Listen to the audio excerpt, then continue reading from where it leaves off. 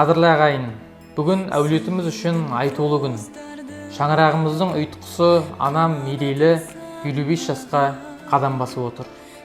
Ана әрбір адам баласының ғұмырындағы ең қымбат, ең ардақты жан. Ананың бойында бір отбасыны, тіпті ұлтты тәрбиелеп өсіретін үлкен қасиет бар. Ұстаз болу кез келгеннің маңдайына бұйыра бермейтін ұлы жол. Ал сол жолдың жүгін абыроймен арқалап жүргендердің бірі менің анам.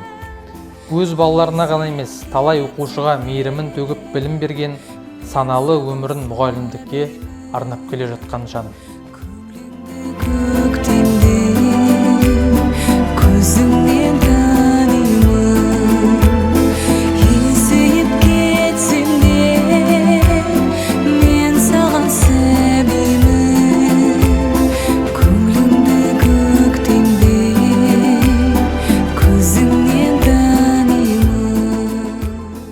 Мама, келіп жеткен туған күніңіз мерейлі, жасыңыз құтты болсын.